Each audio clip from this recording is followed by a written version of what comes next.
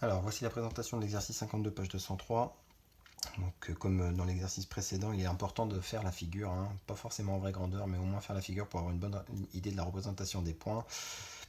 Et je vous rappelle que le centre d'un carré, c'est le point d'intersection de ses diagonales. Et puis, je vous rappelle à l'occasion que les diagonales d'un carré se coupent en leur milieu en formant un angle droit, donc ça pourra peut-être servir. Voilà. Alors, premier cas, AB scalaire AC. AB scalaire AC.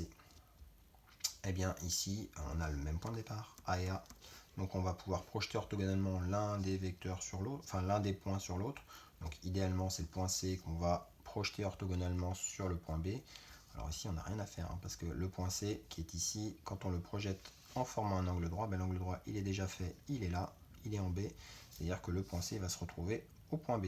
Donc le projeteur orthogonal de C sur la droite AB, eh bien, c'est le point B. Ça veut dire qu'ici, je peux dire que le produit scalaire de AB par AC, ben c'est pareil que le produit scalaire de AB par AB.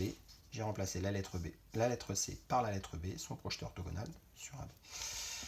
On a deux vecteurs identiques ici, donc ils sont collinéaires, forcément ils sont de même sens parce qu'ils sont identiques, donc je peux remplacer ça par le produit des longueurs, AB multiplié par AB, 4 multiplié par 4, et ça fait 16. Pour ce premier produit scalaire. Le deuxième, alors là ça va être très simple si vous vous souvenez bien de votre cours, et là c'est important de s'en souvenir. AB scalaire AD, ces deux vecteurs ici, alors on pourrait faire du projeteur orthogonal, mais il n'y a pas du tout l'utilité de le faire, parce que ces deux vecteurs, ils sont orthogonaux, ils forment un angle droit ces deux vecteurs, voilà. Donc le produit scalaire de deux vecteurs orthogonaux, et bien c'est un résultat de cours, ça vaut 0. Dès qu'on a deux vecteurs qui forment un angle droit, leur produit scalaire est nul. Donc ça, c'est important de s'en souvenir. On continue avec DB scalaire BD. Ah, ces deux vecteurs-là, ils sont collinéaires, parce qu'ils sont en quelque sorte alignés, parallèles, comme vous voulez, mais ils sont de sens contraire. DB, il va plutôt vers le haut, BD, il va plutôt vers le bas. Donc en fait, eh bien, quand on a des vecteurs collinéaires de sens opposé, c'est l'opposé du produit des longueurs. Donc c'est la longueur DB qu'on va devoir multiplier par la longueur BD. Voilà. Alors j'ai besoin de la connaître, cette longueur, c'est la longueur de ma diagonale.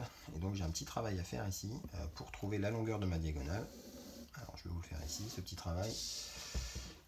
Et bien en fait, dans un carré, trouver la longueur d'une diagonale, c'est le théorème de Pythagore, hein, qui va nous permettre d'y arriver.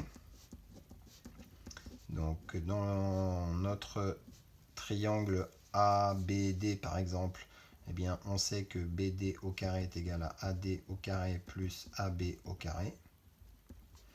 Je remplace par les longueurs, BD au carré. Alors notre carré, il fait 4 de côté, donc ça fait 4 au carré plus 4 au carré. Ça fait donc 16 plus 16, 32.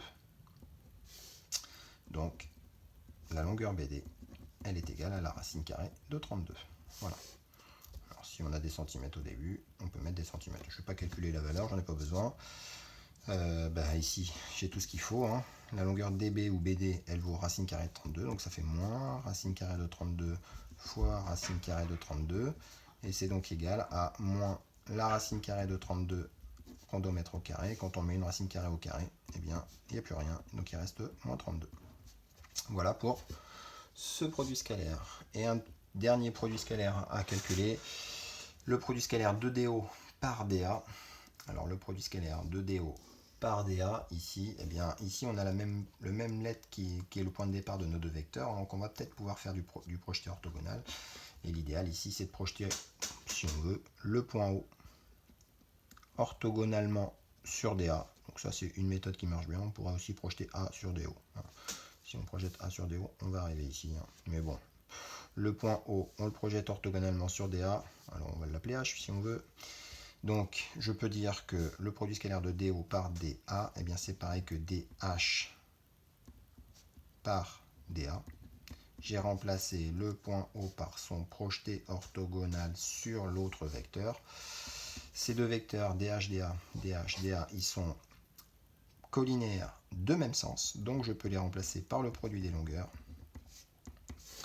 Alors, la longueur DH, DH ici, c'est la moitié de mon côté de carré, donc c'est 2. La longueur DA, c'est mon côté de carré, c'est 4. Et bien mon produit scalaire, il vaut 8. Voilà pour cet exercice.